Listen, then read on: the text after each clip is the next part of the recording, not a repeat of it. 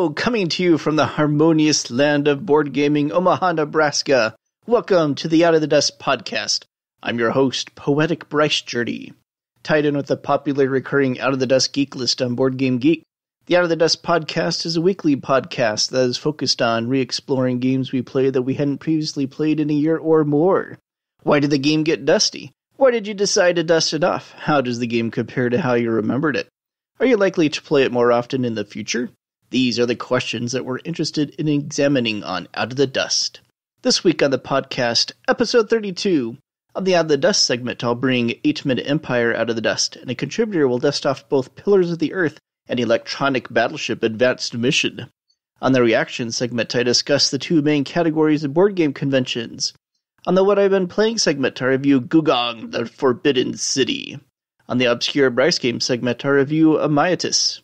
And we wrap up the episode by reviewing my top 10 most played games of 2018. I don't play a lot of app versions of games, but if one goes on sale for $1 or $2, I might check it out. That happened with me recently in the case of 8-Minute Empire, the game that put Red Raven Games on the map. Playing the app version made me want to dig out my physical copy again.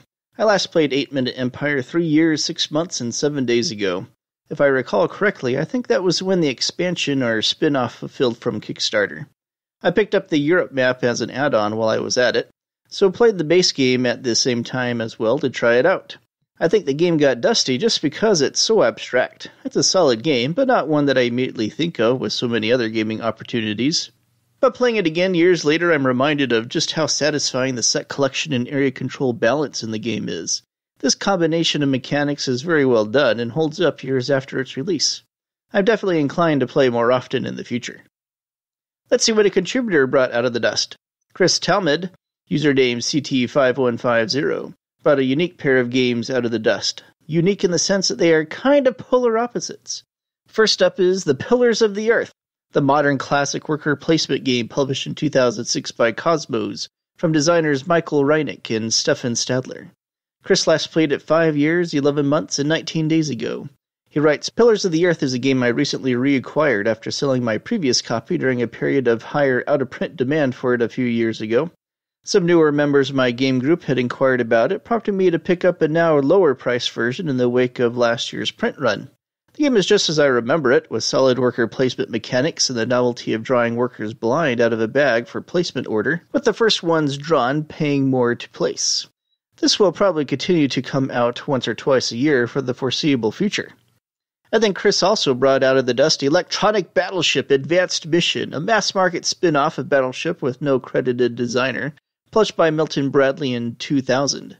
Chris last played it 3 years, 3 months, and 17 days ago, and currently rates it a 6.5 out of 10.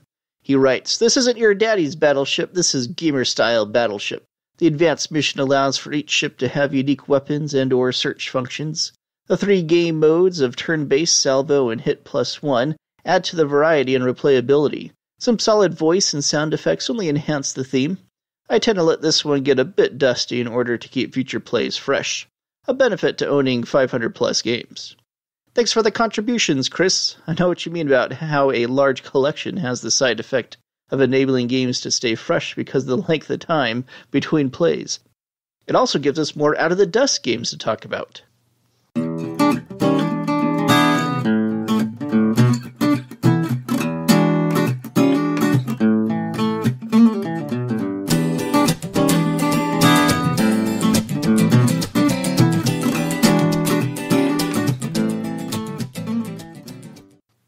Reaction segment time. Convention season is starting soon, and a lot of people have asked me if I'm going to various conventions. Generally speaking, I enjoy conventions a lot, especially our local Nebraska ones.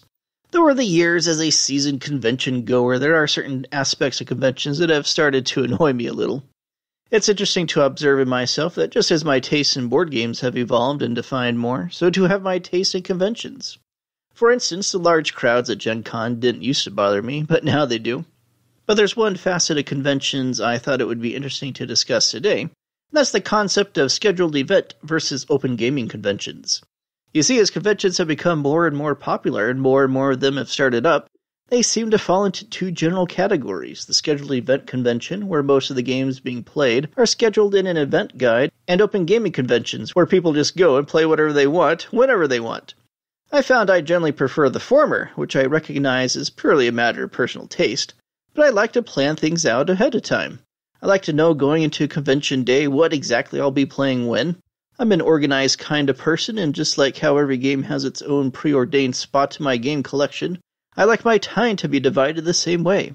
I like to go through the event guide at these conventions, and if there isn't anything being run I'm interested in at a particular time, then I schedule something myself. I like to schedule personal favorites I'm excited to teach to other people, obscure and rare games people might not otherwise have a chance to play, and games that are difficult to get to the table because of player count or time restrictions. There are some events I schedule that have become a local tradition over the years. The world-famous Feld Friday Marathon is one of them, filling the first day of convention with non-stop Stefan Feld games, one right after the other.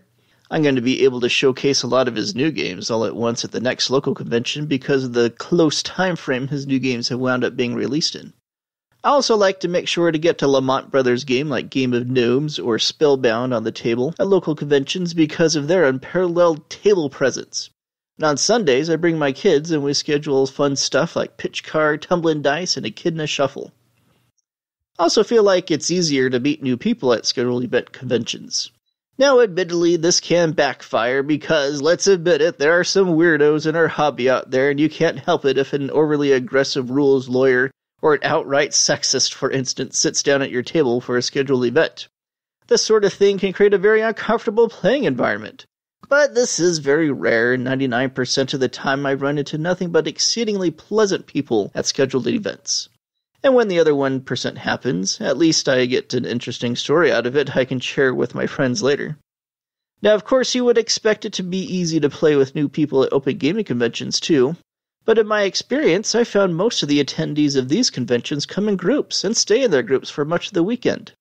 Personally, as a high-quantity gamer who has the privilege of being a part of multiple regular gaming groups, this would defeat one of the purposes of a convention for me. If I wanted to play with the same people I always do, I would just stay home and save myself a lot of money in the process. But I can also recognize and appreciate how for many people who don't game as often, conventions can be a retreat with friends. The open gaming convention atmosphere is perfect for those people, though it's much more challenging for introverts like myself to find regular gaming at them. The good old player's welcome flag is useful. I've also had success wandering around looking for people trying to read a rulebook and offering to teach them the game instead.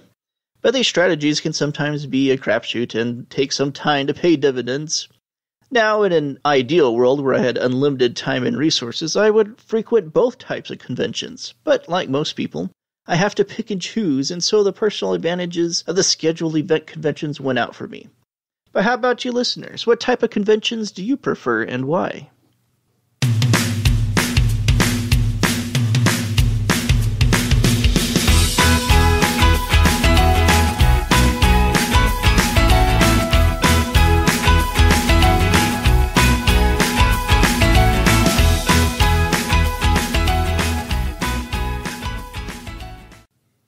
This week on the What I've Been Playing segment, I'm going to tell you about Gugong, the Forbidden City, a recently fulfilled Kickstarter from designer Andre Stedding, the acclaimed designer of the modern classic Hansa Teutonica, and publishers Game Brewer and Tasty Mistral. Besides the attractive deluxe edition exterior, this Kickstarter attracted me because of the designer pedigree and the theme. I've played it several times already and I'm quite pleased with the result. It's a unique feeling game. Here's how it works. The board is divided into 7 sections, one for each of the 7 actions. Each action scores players' points in different ways, unlocks special abilities, or awards bonuses. Players trigger actions by exchanging a gift card numbered 1 to 9 in hand for a gift card on the targeted action section of the board. The gift cards also have a bonus action printed on them. If the value of the gift card being exchanged is higher than the one taken, players get to perform both of the action on the gift card played and the targeted section action. If the value is the same or lower, the player must discard a card or a couple of servant meeples to perform the actions. These servant meeples are also necessary for performing most of the actions or performing them in enhanced ways. The entire game revolves around this card exchange, which is the central mechanic of the game. Gugong reminds me of Stefan Feld's Trajan in this regard, actually, a bunch of minigames wrapped around an interesting method of choosing which action to perform. Like Trajan, Gugong is also more than the sum of its individual parts. The card exchange mechanic that ties together the parts is really engaging. Because the gift cards have their own actions associated with them, values that might garner extra servants in the following round, and because those values can only trigger actions in certain sections of the board at certain times depending on what gift cards are currently there, there's a lot of pivotal decision-making that goes into what gift card to play where and when. Timing is essential and fosters some nice player interaction as players try to gauge when their opponents are likely to play gift cards of what value where. So far, this aspect has made each game play out differently than the one that came before it, which adds a lot of replayability to the game. The solo mode is also deserving of some mention here. There seems to be two types of solo modes present in games nowadays: beat your own score types, which often feel tacked on to games and which I generally don't find very interesting, and more thoughtful solo modes where the player competes against a virtual opponent or the game itself. The Gugong solo mode is of the latter type, as an automa deck dictates what a virtual player does each turn. I found the standard difficulty of the solo mode a satisfying challenge and engaging puzzle to try to figure out.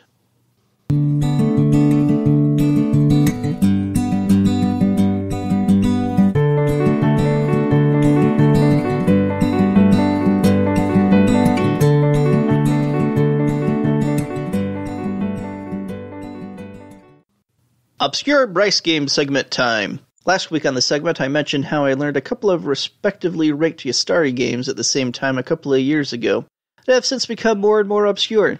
This week I'm going to tell you about the second of those games, Amyitis, a tile-laying tableau-building Euro game published in 2007 from designer Cyril Demeg, who has since become more well-known as one of the principal designers of the Unlock games. Amyitis is the name of the Queen of Babylon, for whom the Hanging Gardens were built. The players play as architects, trying to most successfully build up the gardens. Here's how it works. Players use a very limited income to purchase cards from a display that enables them to gain resource tokens, camels, place irrigation markers in the gardens, or place influence cubes in various priest tracks, which grant players bonuses at the end of each round. The first time a card is purchased from one of the displays, it's free, but the cards get more expensive the more of them that have been purchased.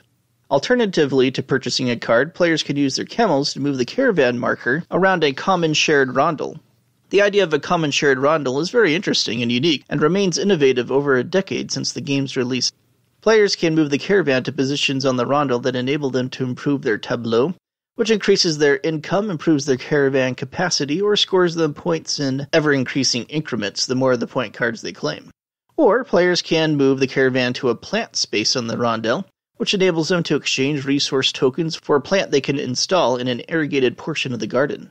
Irrigating the garden, installing plants, and claiming the point cards are the main way to earn points. Once a certain number of plants have been installed from amongst all the players, the game ends, and endgame bonus points are awarded to the players who have installed a certain number of plants. The shared rondel is a very interesting feature and enhances the importance of timing in the game. Money is very tight, and deciding whether to draft a card before they get more expensive or before another player might grab the one you need, or moving the caravan to a desirable space is a key strategic decision players are faced with all game long. I like Assyria, which I described in this segment last week, a lot, but Amyitis has grown on me even more since initially learning it. I really like how the mechanics fit together in this game, and it works well at all player counts too. This is also free to play at BoardGameArena.com, so if anyone wants to learn it, hit me up with a request at my BGA user handle of Silverberg14.